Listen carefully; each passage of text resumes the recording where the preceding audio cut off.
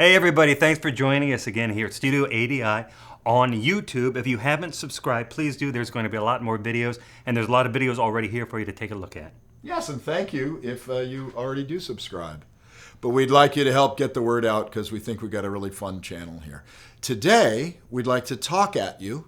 We haven't done this in a while since probably our last war crimes video, but we'd like to talk to you today about this creature, the alien warrior from Alien Resurrection. It's a little bit of a controversial creature that we built many years ago, and there's a lot of talk on the internet about whether people like it or not, how it came to be, and we thought you might be interested in hearing. And you can tell from my body language.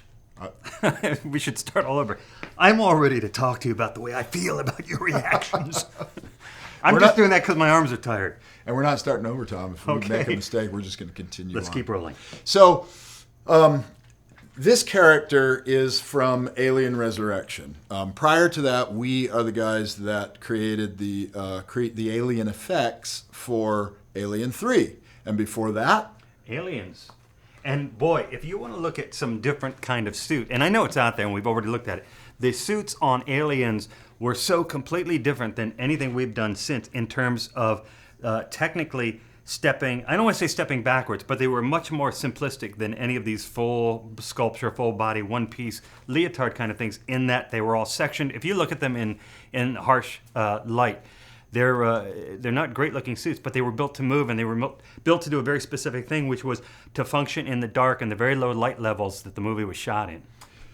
And it's kind of the MO on these movies, and the reasons why the alien does not look exactly like Giger's Alien in the first Ridley Scott film, is that every movie is basically helmed by a different director, different screenwriter, and in many cases different people altogether. The crew, I don't think there was anybody that worked on Aliens that also worked on Alien, maybe a couple of people, but Cameron came in and brought Stan Winston in, and Cameron's will was gold, so that's what Stan pursued.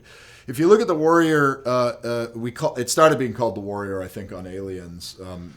So if you look at the Xeno, if you want to call it that, from the very first film, that was the purely Giger vision, and it's genius. It's absolutely brilliant. It was a complete game changer.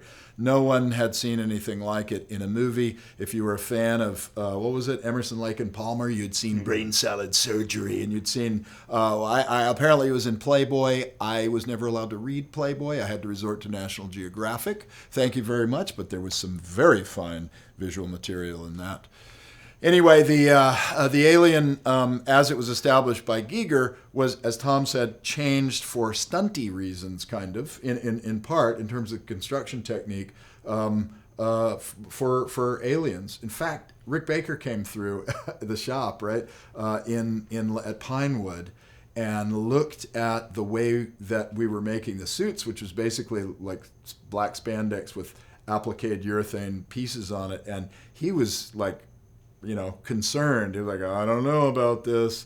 Of course, the way it was shot, the camera knew exactly how to shoot it, and it looked great. And we did have one what we called the hero puppet from the waist up, and that was where we took pieces that had been sculpted primarily for these stunt suits and put them all together and stretched the waist, and we did the same thing with some dummies. So there were a couple of hero pieces that were meant to be seen in better light, where they could be controlled in terms of movement, but they didn't have to fit around a stuntman or a stunt performer in order to make them work. And I think those are what help bridge the gap between seeing a lot of really stark side-lit shots of aliens where you can just barely make out the structure without really seeing detail.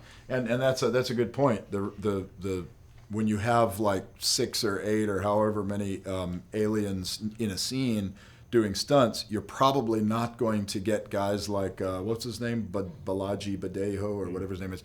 You're not going to get a 7-foot-tall, 160-pound guy.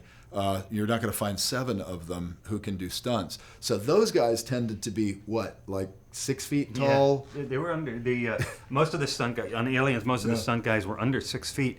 and they were stockier guys in terms of their build. They were more muscular. They were stuntmen. They weren't real slim and real tall. But again, in much the same way that the suits worked in the dark, the stuntmen worked in the dark, because it was, again, just about seeing those kind of knife-edged protrusions of bones and the rib cage and all that kind of thing. So it didn't really matter as much that they didn't have the exact physique of what had been seen earlier in the original Alien. And probably one of the big design changes was the lack of the dome on top of the head. Cameron he had us take the dome off the head because he just from the get-go said, I don't want to deal with a clear plastic dome in stunt situations that's going to crack and shatter and so on. And I can remember being bummed about that because I thought the dome was a great touch. I think we were all like, wow, this is really like too much of a departure. Jim, do you really know what you're doing, Mr. Cameron? Nice job with that Terminator movie, but this is Alien, okay? Anyway, of course we were wrong, and it's great. No, it's not we. No, me and Tom were really out of line with that. But the other aspect of it is that it is a xenomorph. So all those aliens that were in Aliens could potentially have evolved and changed and morphed to their surroundings and all that. So that was a very interesting aspect of it. And then, anyway, leaping forward then to Alien 3, where Giger was involved, and Giger was designing stuff with Fincher that was more kind of like feminine and sleek. And it's funny because Fincher wanted to remove, what people call the smokestacks, off the back. And I think we had two conversations with Giger. One was about... he was wondering if we were going to come pick up a full-scale sculpture that he had done in his basement that I think he couldn't get out of the basement, so it had to be molded or something like that, and it was just too expensive for us to go to Switzerland and take all the materials and mold it and all that kind of stuff. We just didn't have it in the schedule, so as much as we would have liked to have had that thing, we had to pass on it. And then the other one was he called up and asked if we knew where his paycheck was, and so we referred him over to accounting. But those are the two times that we had conversations. There was also the one in the one conversation where Giger actually said he never liked the smokestacks. Yeah. And again, the story being that they were added in after the initial design of the alien to help disguise the form of a man in a suit. So they had a very practical reason, and you either love them or you hate them, I guess. But for Fincher's use, since the alien was going to be down on all fours and the long head get kicked back, he didn't want that long head dropping in between these branches of whatever this anatomy is and being caught. So that was also part of the reason for pulling them. Yeah, Fincher also felt that they would in a horizontal position, they were too upright. And we had proposed, like, well, why don't we mechanize them so that they lay down, like as he goes into full speed mode, they lay down and that clears the movement. But he thought I don't think Fincher ever liked the smokestacks either. Anyway, the other part of that conversation with Giger was we got a chance to pick his brain a little bit about the various aspects because we're fans of this character. And he said that he never liked the tongue coming in and out, and the piston tongue. He said that. It came about because there was a concern about once the alien grabbed you, what did it do to you? Did it just gnaw on you? Whatever. Giger's idea was the slithery tongue. You guys are probably familiar with this, but the slithery tongue that goes down your throat and rips your insides out for your throat. So to him, it was a French kiss, a deadly French kiss, which we thought was a pretty fantastically macabre idea, but. Production didn't go for that. Ridley Scott, maybe, I don't know. But he credited Nick Alder, the physical effects guy, with this piston idea. It was an air piston. And I thought that was pretty interesting. I'd never heard that. And I don't think I've ever heard that ever since. But anyway, so the other aspects of that alien in Alien 3 were that because it was birthed originally from an ox and then that was changed and it came from a dog, it was a four-legged creature. So it took some of the characteristics of that host and speed, and it could run, agility, all that kind of stuff.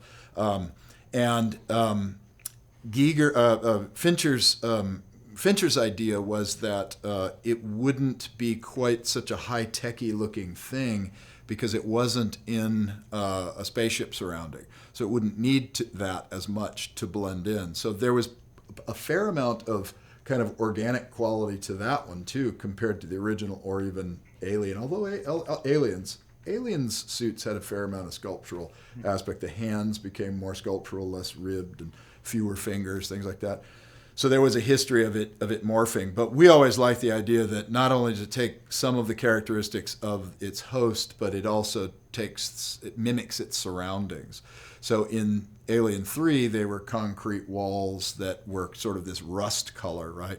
So that rust color is also where the sepia started coming in. Fincher. Well, and also in addition to that, the sepia color was in a lot of Giger's art from Necronomicon, and also the pictorial book from making the first Alien movie. Yeah. And he had done a lot with blacks and browns and warmer brown tones. And the idea was to sculpt a suit that had the look of Giger's work, and then to put it into color tones that matched his original work, thinking that, oh, this is great. We'll take as much as we can that we can pull out of the original Alien, but give it the ability to move because we're using different technology. It was as simple as Giger creating latex rubber suits that were reinforced with cheesecloth, and it made them strong, but and even though they were latex, they wouldn't flex and they wouldn't move very well, and the performer inside didn't have a lot of control, especially over subtle, small movements. He could move his arms and move his legs, but there was nothing performance-based, as opposed to the foam rubber full body suits that we would do that would allow a lot more movement, a lot more precision. Yeah, Ridley. When we were working on I Am Legend, we asked Ridley Scott a bunch of questions too, but he said that the suit was less mobile than would be ideal, so he kind of had to change his way of shooting it. I think in one of the early scripts, there's like a hand-to-hand combat fight with the alien by the airlock and throwing people around and stuff, and so he had to come up with a new way to shoot it to compensate for the fact that it couldn't really do quite as much stunty stuff as he wanted. But he acknowledged that made the movie better, that it was working around the limitations of the suit that made it creepier, and all that stuff, like with the motion sensor, and it's right behind you and all that is great, and you don't even see the alien moving, and you see it do that, right? And it's like the Jaws shark, the fact that you couldn't see it because it wasn't doing everything that everybody hoped it was going to do. There were a lot of decisions made to imply it without necessarily showing it, and I think we see, not just in these two movies, but a lot of movies over time, that the less you show while you're trying to build the story of whatever this creature may be, the less you show, the more you leave it open to everybody to interpret what it is that's coming, right? And everybody gets to interpret that based on something that they personally are going to feel the most fear for. So I think it's a great way to intentionally build the audience so that each person has their own point of view of what this creature is, to really make it as effective as possible, as opposed to showing everything that's head to toe every time you see it. And those old movies from the 70s and 80s did that really well. They don't do it as much. I mean, they do in horror still. It's more of a horror technique, right? Like complete sci-fi usually tends to show you everything right up front. But that's one of the things that it still makes the first Alien so effective is that sense of mystery. And Aliens was arguably more of a sci-fi action movie or a war movie. So like the Queen Alien, she's revealed in a kind of a weird, bits and pieces way. But once she's revealed, she's out there running around and you see her full body and it's fantastic and great. But it's not exactly the horror approach, which is why why I think that the movies are cool too, the Alien movies, because they morph from movie to movie and filmmaker to filmmaker.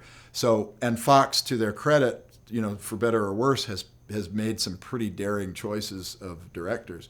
Like David Fincher was, despite the problems that people talk about on that movie, I personally think that if it weren't for David Fincher, that movie would have been a complete wreck, given all the problems and the rewrites and all that stuff. And I think over time, the movie has grown in popularity, and it's still got some really great stuff in it.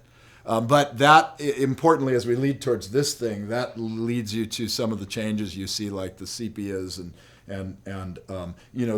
with the triple jointed dog leg. That's where that started, because of the ox/dog birthing. and then that has carried through. Of course, for those of you that don't know, Tom Woodruff was in the suit on Alien 3. And you're how tall are you? 6'2". 6'2", and how much did you weigh? It was 185. 185. You look so. If you look at any of our old videos, you look so skinny. And our reasoning was, well, okay, there's only one alien, so why isn't he a 7-foot tall guy? Well, he would be 7 feet tall in Tom's proportions if he had the triple jointed dog leg. And there's still, Fincher's idea was to still cover him, in the suit from the waist up. So we elongated the fingers. We, used all the tricks that Giger established, the brilliant tricks. Which also meant that we could bring in either apple boxes or this low range, like this little stand that would put me up an extra 1.5 feet. So you could do these like waist up 2 shots, and the alien was at the proper height. And it's funny that it's such a simple approach to filling the frame with only what you need to show, instead of standing back and wringing your hands and saying, well, he's not the right height. What are we going to do? It seemed like it was easier in past years, especially on the bigger the movie, the more people involved with decision making, and the less experience there is behind the decision making. And that's something that has become more and more not crippling, but certainly a lot harder to be able to pull off and have any degree of success with it, because nobody is really behind it anymore. Yeah, and we had the what was it, the Mo motion. We had the miniature rod puppet. We always knew that when you were going to see him like wide and running, it would be that miniature rod puppet, and then we could cheat the proportions even further and skinnier, and between cutting to Tom in the suit and the rod puppet, you would have a kind of a composite idea of what this character was like. But you're right. Nowadays in movies, they tend to kind of feel like if they can't show something head to toe, walk into a room in an unbroken shot or what, that it's kind of cheap, right? But we always argue, no, it's not cheap. It's kind of lazy to do it that way.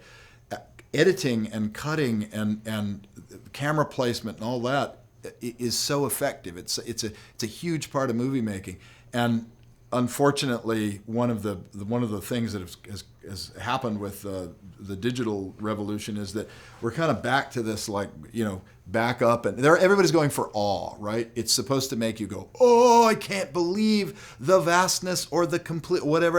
And nowadays, it's like, I think we're done that. I think we're 10 years past that. People are starting to catch up, I think, because we hear it a lot online, and the fans like sort of more intimate stuff, and they like things that are cool and cutty and obtuse angles and things like that. But on the big shows, as you said, a lot of the studio executives don't tend to see it that way. So that's, and the Marvel movies are completely appropriate to have big, awe-inspiring, cities being destroyed by people throwing, giants through buildings and all that kind of stuff. But that's a different genre. So hopefully, the studios will start listening to some of the younger filmmakers who really love this kind of stuff and who are influenced by the movies of the 80s.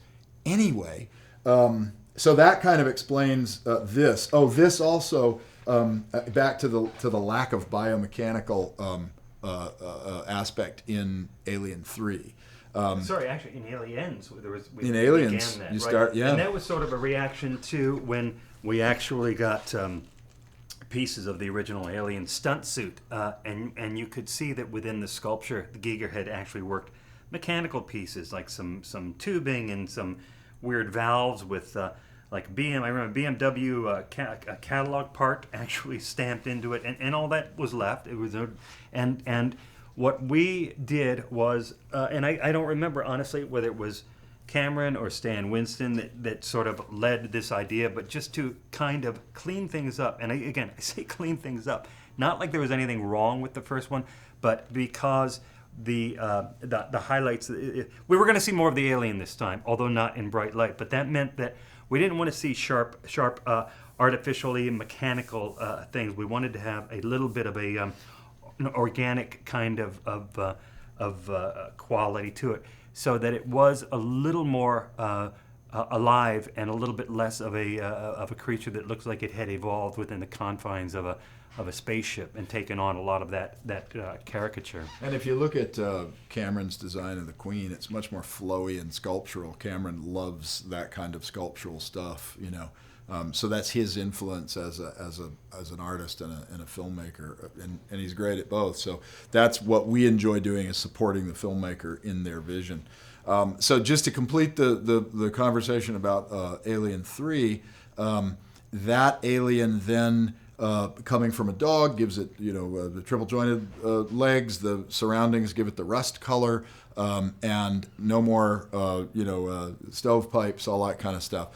And then that leads into this guy, which is the alien resurrection guy.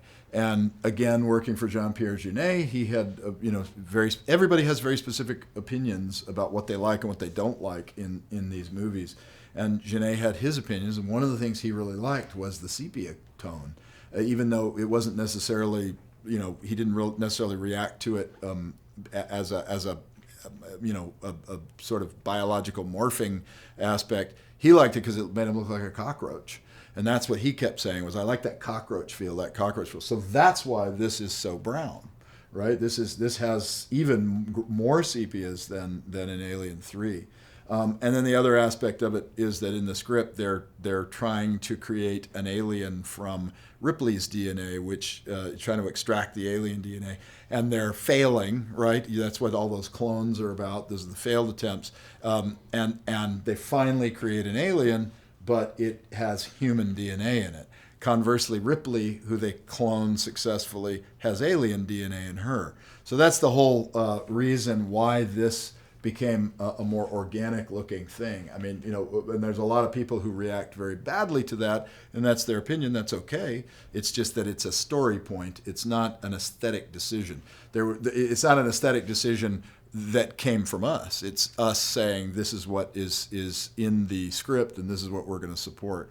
So there are those people online who say Woodruff and Gillis consider themselves to be better than H.R. Giger, and they threw out what this doesn't work that way. It doesn't work that way. It does. It becomes very political. I remember the first time I saw it in a magazine when we came back from London after Alien 3, and we were doing interviews, and I had said something like, "Oh yeah," I said, "we had Giger's books and we had copies of his artwork, and our idea was to make this look like Giger's creation, but better than the way it worked in the first movie." And that was boiled down to my quote saying, we wanted to make this better than Giger's, and which was entirely the opposite. But either the interviewer didn't really understand the difference, or it was just a lot more provocative to bring people in to kind of take sides and cheer on their favorites. But I think the other thing that you bring up, which is interesting, is that a lot of people, especially the fans, there's a misunderstanding that we hold a lot of power over what we do. There's a lot of, I think there's a romantic notion that that effects are really created and they're done by the effects artists alone that get to survive in a vacuum and dream up whatever they want. And truthfully, that's the way it was when we were coming up, right? If you go back and look at The Thing, and the way Rob Bottin didn't just build creatures, didn't just draw and build creatures, but he was completely embroiled in the whole creative process with John Carpenter. And Rob was coming up with scenes. He was coming up with entire sequences, and John Carpenter was feeding off of that. So there was a much stronger relationship. There was a very strong relationship between Stan and Jim Cameron.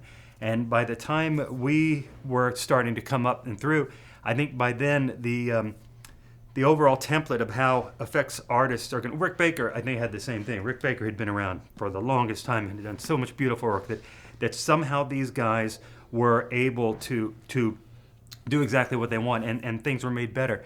But I remember early on sort of getting figuratively slapped down for not just listening and doing what the director wanted, or not just listening and doing what the studio wanted, or having to do something because the studio didn't want to spend too much money on this scene, but they want to put more money here. So it became a very difficult thing of trying to negotiate all of these different non-artistic demands and still have some kind of a creative feeling that everything has a through line, everything relates to each other in a film. Yeah, part of that focus, that it becomes it becomes corporate driven, where you've got a bunch of people who are weighing in on the design of something, is because it's by the time number 4 came around, it was a successful franchise, right? So they're all like, "This has got to make money, right? This is a moneymaker." So it becomes more important for the grown-ups to watch over. Like you read the stories, the interviews with Carpenter, and Universal really,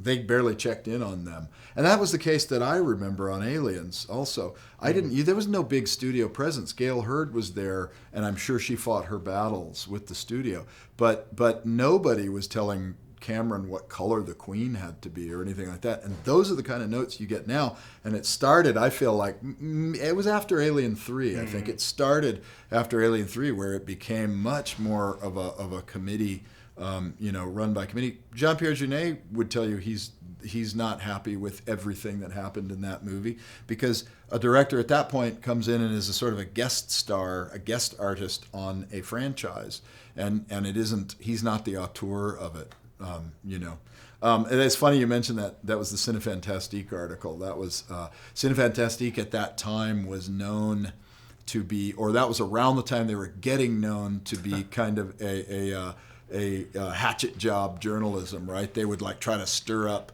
controversy. And after that, I think it was, I think Gail Hurd at around that time just had a blanket policy of never talking to Cinefantastique. But I can't remember who the writer was, but it was clear like they were just pissed off that the movie was getting made and it had problems, so therefore they were, who has the right to do another Alien, all that stuff. So we kind of, naively perhaps walked into that. But it also set the tone for how people talk about Alien 3 and about the designs and about our involvement in it. I think that was kind of a turning point for Giger too. Giger, we had a decent relationship with Giger and had been. We always felt our job was to be the caretaker of those designs. 20th Century Fox owns them and can put their pressure on to do what they want because they own them. But Giger was a genius that we wanted to always do honor to his original concepts and his artwork. But I think when he was working with production, providing designs, there came a point where production believed he was done, his services were finished, and I don't know that he understood when his services were being finished. I don't know that he was communicated with properly on that. So he was bitter about that, and sending the studio. That was when the lawsuit started, or was it? I don't know. He tried to sue the studio. There was something about a letter that he signed with a pentagram or something. You can imagine the Fox lawyers getting a letter with a pentagram on it. How that must have been. So it was not a pleasant thing, and I think I don't know that he ever had anything particularly personal against us, but it didn't. It was kind of disappointing to not get your calls returned and then have a they got returned. It was by his lawyer. It was his agent. Oh, his I agent. think his manager, Fair his agent. enough. I don't know who just said didn't go you well. are evil. Mr. Giger believes that you are evil, and please don't bother him anymore. We're like, okay. So anyway, but whatever. I mean, those things happen, and you move on. He was a genius, and this creature is still, if it had not come from his fingertips, it would just have not been nearly what we love today. But anyway, so then what? Resurrection, yeah, human DNA. That's the reason for I think they call it the beast style that developed on the internet. And there are people who are really, really, really unhappy that this thing is softer. And then, of course, moving into the next movie, which was what, AVP? AVP had some budgetary. Every movie has budgetary concerns, right? So we had to use the molds again of this for the AVP aliens. I think we did resculpt the neck because at least we wanted to get rid of the soft organic neck and replace it with a different neck. I think we did it there. Or was that on AVP? AVP. Was it? And we went back to the black paint jobs with silver highlights and all that. And I remember being amused reading some comments online where people were saying, "Oh, it's good. They resculpted and they made it look." And it was just a paint job change. We changed the feet, I think, and we changed the hands. The hands were a little too small in comparison to to a Predator helmet. Yeah, that's right. But we even kept this wide tail. The tail is, this was from... the swimming tail from Resurrection. Yeah. Jean-Pierre Jeunet had this great shot of the alien swimming away from the camera, and that tail would come up like a crocodile tail and move. And it was very organic, and I always think it's great to have something that feels natural and somewhat familiar, even within the overall template of this big creature, just to help make it feel more plausible or feel more realistic or natural. And then we used the same AVPR, was a lower budget than AVP, and we used this mold again. That's when we resculpted the neck, isn't it? They took the dome off. The Strauss brothers liked aliens more than the alien, the original Alien design. So we took the dome off and resculpted the head. One of them has a resculpted neck, but we took the dome off, and they're a little bit more like Cameron's aliens. And we went back to the blacker, paint jobs, the Gigery metallic paint jobs, and I guess that's the full run of the information, the background on the evolution of the Xeno. I mean, that's the short version. Now, I thought what we would do is get into some more of the details, if we could, and just like start from the beginning and kind of blow this whole thing out a little bit if you have a little more time to spend with us. Because we're trying to fill up. We just learned that YouTube loves long. It's not about how many videos you have; it's how many minutes. So we're going to start. You have War and Peace. You have your copy of War and Peace because it relates to the alien. Back in my pocket. He's got the abridged version. There's a lot of you sitting there. Your moms are hollering. Dinner's ready. But if you're going to be a teenager, you got to be rebellious. So stay with us here as we get into the details of the details. We'll be your new parents from this point forward. Now, what we could do is we could bring in a gentleman who's a sculptor. We talk about how we have to deal with a client. We always have a boss that we have to make happy. Well, right here in ADI, we also have people who have to make us happy. And it's not always the easiest thing because sculptors aren't necessarily involved in the day-to-day political conversations or the story points or what have you. It's not easy being a sculptor working for two bosses like Tom and Alec. And when you know that the bosses above those two bosses are 4 or 8 bosses, and it just becomes an upside-down triangle. I guess it's still a triangle, isn't it? Yeah, an upside-down pyramid. Okay. I mean, is that still a pyramid? Maybe. Yeah, pyramids, I don't know. But it's the point is all pressure, that point is pointing right at the head of Steve Koch, who has been a sculptor for ADI for a number of years and was one of the main sculptors. We also understand that on YouTube, 2 videos is better than 1, so we'll probably stop here and come back next week with the Steve Koch part. It's not true. We're just going to keep talking because, as Tom said, we're going to blow this out. We're just going to keep going. And actually, we're just going to run the camera while I go get Steve Koch. You can cut, though, anytime. Just go.